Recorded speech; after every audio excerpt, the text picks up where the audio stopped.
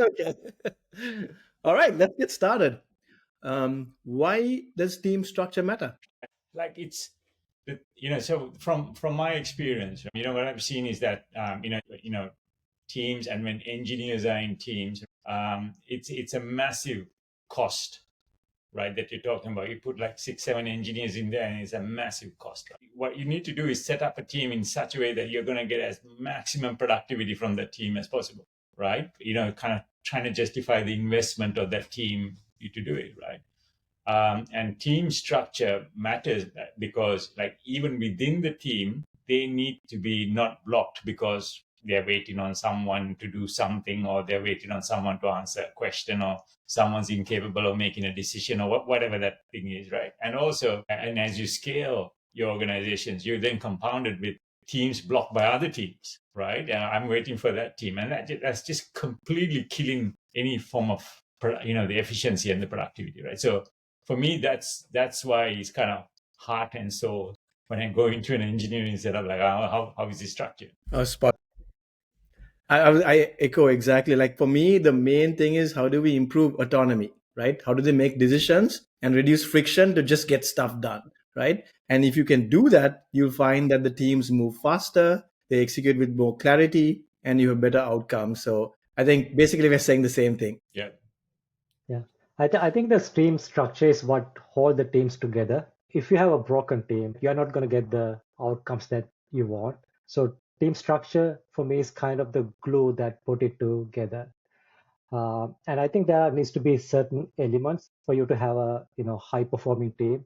To Arun's point, you want to get the best ROI out of the money you are investing on the engineering team. I think you mentioned it. They need to have autonomy and clear accountability to what they're delivering. And also teams should include like a cross-functional skill set so they can actually deliver a proper solution end to end. Then other part is more like, how they think. Like they should be like mission driven and have clear alignment to the strategy. So when I think of the team, like if you think about like Ice Age, so in Ice Age, like there was one mission, right? Return the baby, and nobody told them how to do it, but everyone came together to deliver the baby back to the human at the end.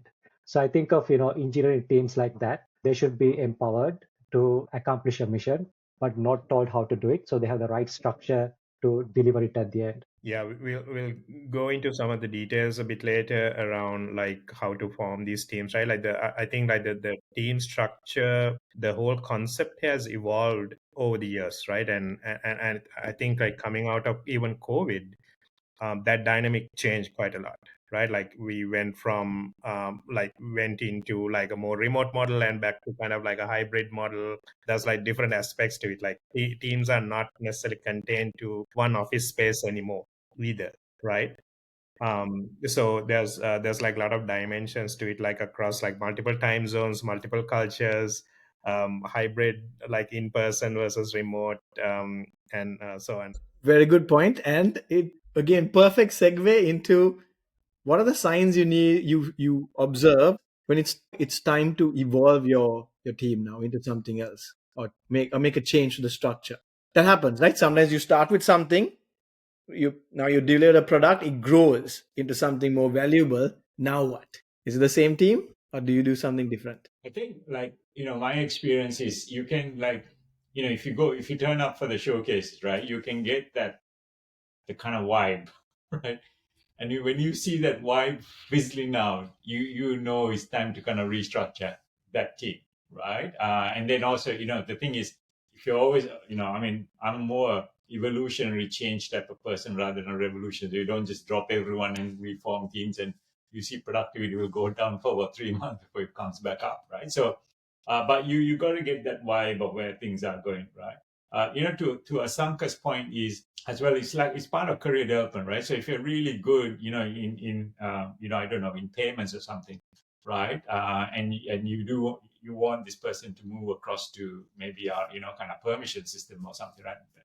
That's super complicated as part of his growth, so even if he's happy, you got to start working on that person and say, hey, look, I think your skill set's going to expand, your domain's going to expand if you go across to this particular team and work with them on that, right? So you've got to encourage as well as facilitate that move out, right, when you're going. But I think when you see the vibe going down, you got to kind of realize something's going, and that's why, right, it's super important, right? You've got to have those kind of, I use that term, practice managers, or head of engineering people that are constantly watching it, right? Because when you're in a team, you're starting getting the tunnel vision, and I hate to use this other analogy, but they say it's like when you put a frog in water and kind of slowly turn up the heat, the frog doesn't realize it. Yeah. It's getting bored. They realize they're actually doing crap work. They don't realize it, right? So, and that's why you got to have outsiders looking in and say, "Hey, shit, something's going wrong," right, and intervene. Arun, you're on fire with these analogies. I love it. I love it. Um, I use so many when I talk, talk to my teams, talk to my leaders. For me, a couple of things come to mind, right? One is, let's say you start small, you build it, like you're building like some payments, right? And then as things become more successful and you're meeting customer demand, your scope of ownership is becoming too broad, right? And maybe that's a time to now break it down into subdomains. Like, for example, you like billing separate now, invoicing, payments. Earlier it could have easily been one team, right? And now it's scaled to a point where it's time to break it up. Another one I've noticed a lot is dependencies, right? As it grows, suddenly you have this new team spinning up that is now doing something that's relevant to you, but is a dependency. And then you get into this, dependency hell, right? And maybe it's time to bring them in, right? And reduce that friction. I don't know. Have you guys seen stuff like that? I think all of those are very relatable, Roshan. Goes down to some of the elements that we spoke about upfront in terms of what characteristics should be there in a good team. If you are starting to see those are getting diluted for a certain reason, whether it's because organization is evolving or because the problem has changed or the technology has changed, I think those are signs that you should think about changing the team composition. When my other point, Paiva, is that when you have this dependency, you got to, again, I think leaders need to come in there and say, look, these are the kind of the relationship between the two teams, right?